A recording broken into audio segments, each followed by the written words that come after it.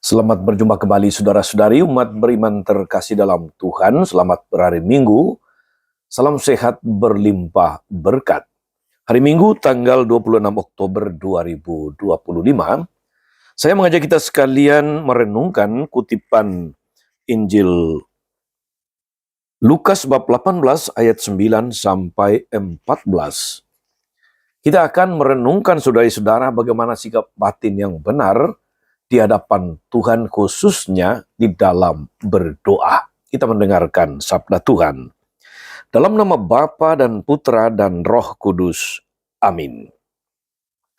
Sekali peristiwa, Yesus mengatakan perumpamaan ini kepada beberapa orang yang menganggap dirinya benar dan memandang rendah semua orang lain. Ada dua orang pergi ke bait Allah untuk berdoa. Yang seorang adalah orang Farisi dan yang lain pemungut cukai. Orang Farisi itu berdiri dan berdoa dalam hatinya begini, "Ya Allah, aku mengucap syukur kepadamu karena aku tidak sama seperti semua orang lain. Aku bukan perampok, bukan orang lalim, bukan pezina, dan bukan juga seperti pemungut cukai ini. Aku berpuasa 2 kali seminggu. Aku memberikan 1/10 dari segala penghasilanku." Tetapi pemungut cukai itu berdiri jauh-jauh. Bahkan ia tidak berani menengadah ke langit, melainkan menebah dadanya dan berkata, "Ya Allah, kasihanilah aku orang berdosa ini." Aku berkata kepadamu, orang ini pulang ke rumahnya sebagai orang yang dibenarkan Allah, sedangkan orang lain itu tidak. Sebab siapa saja yang meninggikan diri akan direndahkan.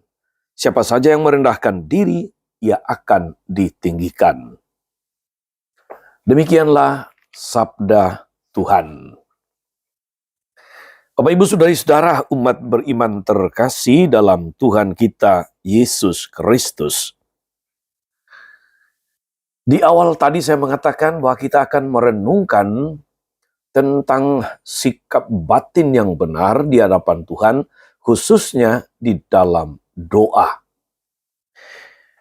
Perumpamaan tentang orang Farisi dan pemungut cukai yang berdoa di bait Allah dengan sikap batin yang berbeda, saudari-saudara, itu mengingatkan kita tentang sikap batin yang benar di hadapan Tuhan, khususnya dalam hal doa. Sikap batin yang benar dalam doa di hadapan Tuhan akan juga menentukan sikap batin kita dalam berelasi, dalam hidup bersama dengan banyak orang. Saudari-saudara, orang Farisi itu berdoa dengan penuh percaya diri, penuh kesombongan, membanggakan diri di hadapan Tuhan, sekaligus merendahkan orang lain. Kita mendengar tadi bagaimana dia menggambarkan, melaporkan, mengidentifikasi segala amal baiknya di hadapan Tuhan. Bayangkan saudara-saudari ketika dia mengatakan demikian, "Ya Allah, aku mengucap syukur kepadamu karena aku tidak sama seperti orang lain.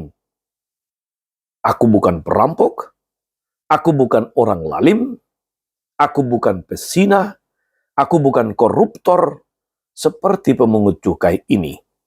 Aku berpuasa 2 kali seminggu. Aku memberikan perpuluhan." Bayangkan saudara-saudara sebuah doa yang penuh arogansi, sebuah doa yang penuh dengan pamer kesalehan, sebuah doa yang penuh dengan pamer amal bakti sebagai seseorang di hadapan Tuhan yang harus dipuji, yang harus dibenarkan, yang harus mendapatkan privilege di hadapan Tuhan. Luar biasa. Gaya atau cara berdoa di hadapan Tuhan seperti orang Farisi ini luar biasa tidak menarik luar biasa tidak mengagumkan, apalagi berkenan di hadapan Tuhan. Sebab Tuhan mengasihi orang yang rendah hati, Dia mendengarkan orang yang patah hati, Dia mendengarkan orang yang merendahkan diri di hadapannya.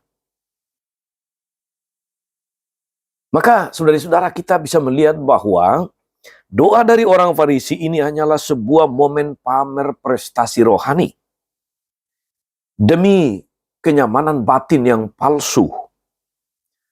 Sulit menemukan kejujuran, yakni apa yang benar di balik keangkuhan semacam ini. Sedangkan sebaliknya si pemungut cukai, saudara-saudara, dia tampil secara kontras, bertolak belakang dengan gaya doa, sikap batin orang Farisi tadi. Maka dia mengambil jarak, dia berdiri jauh-jauh. Dia menundukkan diri dalam ketidaklayakan, dia sadar diri siapa dirinya, dia pendosa. Maka dia tidak berani menengadah ke atas. Dia mengungkapkan tanda sesal dan tobat itu dengan menembah dada, sebagai suatu tanda orang sungguh menyesali dirinya, menyesali dosa-dosanya, kekurangannya, kelemahannya. Dia kemudian memohon pengampunan atas dosa-dosanya. Saudara-saudara, dua cara berdoa, dua sikap batin yang berbeda ketika berdoa di hadapan Tuhan. Doa dari sang pemungut cukai ini, saudara-saudari, menjadi saat penyembuhan untuk jiwanya yang remuk redam karena dosa. Sekaligus pemulihan hubungan antara dia dengan Tuhan, antara dia dengan sesama. Dan bagi Yesus, sikap doa semacam ini yang dibenarkan Allah. Sikap doa penuh kerendahan hati.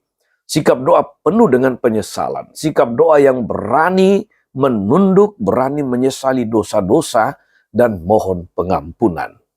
Sangat kontras, sangat bertolak belakang dengan gaya doa orang Farisi tadi. Saudara-saudara, umat beriman terkasih dalam Tuhan. Apa yang bisa kita tarik sebagai inspirasi, pesan, makna untuk kita pada zaman ini? Saya percaya saudara-saudara bahwa Anda sekalian tidak pernah berdoa seperti orang Farisi tadi, yang mengagung-agungkan, yang memamerkan kesalehan rohaninya. Seakan-akan dia tidak punya celah cacat di hadapan Tuhan. Seakan-akan dia tidak mempunyai kelemahan, tidak punya kerapuhan sebagai manusia. Karena semua yang dia katakan adalah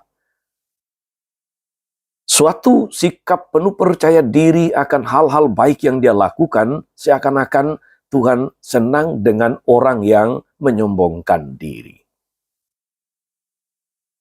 Tetapi saudara-saudari, saya juga percaya bahwa banyak di antara kita ketika berdoa, kita berdoa seperti pemungut cukai tadi. Kita merendahkan diri di hadapan Tuhan. Kita tahu siapa kita di hadapan Tuhan. Maka sungguh sesuatu yang tidak layak dan pantas kalau di antara kita ada yang berdoa dengan sikap batin seperti orang Farisi tadi. Tapi sekali lagi saudara-saudari, saya percaya Anda tidak mungkin berdoa seperti orang Farisi tadi. Tetapi layaklah kita senantiasa waspada supaya gaya atau cara orang Farisi berdoa ini jangan sampai muncul dalam bentuk yang berbeda, dalam suatu cara yang berbeda dalam pengalaman hidup kita. Mungkin kita tidak berdoa terang-terangan di hadapan Tuhan dengan menyebut segala macam prestasi, sikap saleh, ketaatan kita kepada Tuhan. Mungkin tidak. Tetapi saudara-saudari, bukan tidak mungkin bahwa di antara kita juga banyak yang kemudian mengeluh, banyak yang kemudian bertanya-tanya kepada Tuhan, yang protes mengapa saya sudah aktif di gereja, senantiasa rajin berdoa, senantiasa menolong banyak orang, peduli, berbela rasa, kenapa saya harus mengalami ini? Hati-hati kalau terjadi seperti ini, saudara-saudari. Sebab begini, saudara-saudari, suatu ketika saya kedatangan seorang tamu, dia orang tua yang tidak begitu sehat lagi.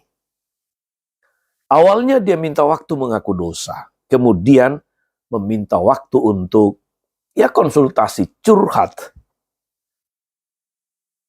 Lalu saya memberi waktu untuk dia untuk curhat. Lalu dia mulai mengatakan curhat tentang situasi sakitnya akhir-akhir ini sambil menangis.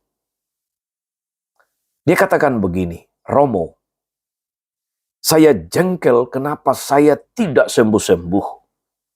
Sudah lama saya sakit. Saya selalu berdoa tapi sepertinya tidak pernah didengarkan Tuhan. Saya kecewa sama Tuhan. Kurang apa saya? Kurang apa saya? Dulu saya aktivis gereja. Saya pernah jadi ketua lingkungan beberapa periode. Kemudian menjadi ketua wilayah.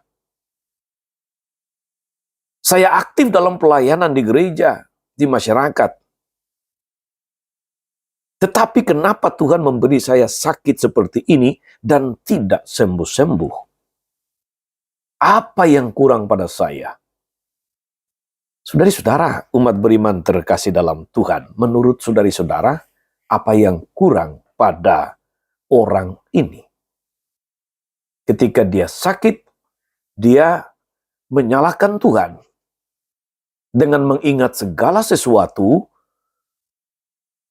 katakanlah kesalehan rohaninya, rajin berdoa, aktif sebagai pengurus lingkungan dan wilayah, rajin pelayanan, tapi kenapa harus sakit? Di sana ada sikap kurang rendah hati. Pertanyaannya adalah, saudara-saudari, segala kesibukannya, keaktifannya, pelayanannya, sebetulnya ditujukan sebagai apa di hadapan Tuhan? Sebagai sembah bakti atau untuk mendapatkan sesuatu dari Tuhan? Seakan-akan kalau sudah rajin berdoa, rajin pelayanan, aktif sebagai pengurus gereja, lalu Tuhan tidak boleh membiarkan sakit sekecil apapun menimpa orang ini.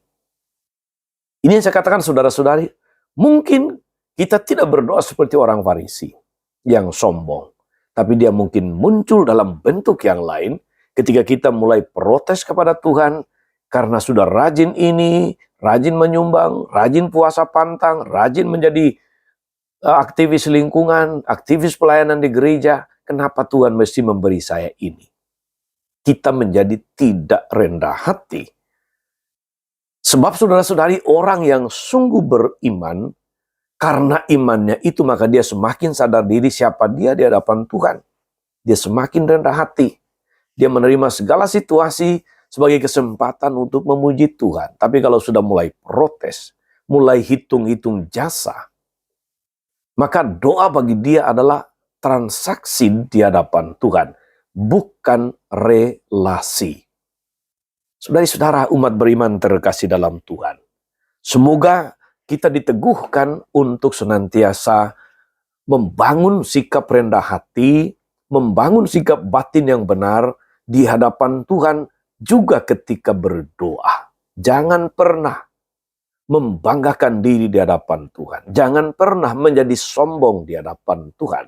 Jangan pernah menjadi tinggi hati dan kemudian mulai membuat list, katakanlah kesalehan rohani, amal baik, amal ibadahmu di hadapan Tuhan. Sebab Tuhan mengasihi orang yang rendah hati. Tuhan itu adil. Kata bacaan pertama, dia tidak mungkin kemudian tidak menolong orang yang berseru-seru kepadanya, yang sadar akan dirinya, yang menyadari kerendahannya, dan mohon ampun kepada Tuhan. Moga-moga saudari-saudara, kita diteguhkan untuk membangun sikap doa yang benar di hadapan Tuhan, sekaligus sikap batin yang mendukung doa yang benar di hadapan Tuhan. Layaklah kita belajar dari pemungut cukai yang menyadari dirinya berdosa dan mohon ampun. Tidak ada satupun hal positif yang dia sebut seakan-akan supaya dipuji Tuhan. Tapi dia menyadari segala kerendahannya. Dia sampaikan dengan penuh kejujuran dan kebeningan batin bahwa saya orang berdosa, bahwa saya tidak layak dan pantas. Karena itulah saudari-saudara, Santo Agustinus mengatakan bahwa orang kudus punya masa lalu, tetapi orang berdosa yang menyadari kelemahannya punya masa depan. Selamat berhari Minggu, selamat melayani saudara-saudari. Teruslah menjadi pribadi-pribadi yang rendah hati, yang senantiasa menyadari bahwa doa itu membangun relasi dengan Tuhan, bukan transaksi. Tuhan Yesus memberkati. Amin. Tuhan Yesus Kristus, kami bersyukur karena Engkau senantiasa memandang kami dengan penuh belas kasih. Engkau mengasihi mereka yang rendah hati, yang menyadari diri, merendahkan diri di hadapan-Mu. Engkau mendengarkan doa mereka yang berteriak minta tolong, mereka yang patah hati, mereka yang sering kali menjadi korban ketidakadilan, dan Engkau membenci mereka yang sombong, yang tinggi hati, yang suka memamerkan segala macam kesalehan rohani di hadapan-Mu. Kuatkan kami agar kami boleh belajar untuk menjadi pribadi-pribadi beriman yang semakin rendah hati. Terpujilah nama-Mu sepanjang segala masa. Amin. Saudari-saudara sekalian, berkat Allah turun atas saudari-saudara, atas mereka yang kita doakan. Atau kita janjikan doa mereka yang sakit dan menderita, segala rencana, karya, dan pelayanan hari ini, Bapa dan Putra, dan Roh Kudus. Amin. Tetap sehat, teruslah menjadi berkat.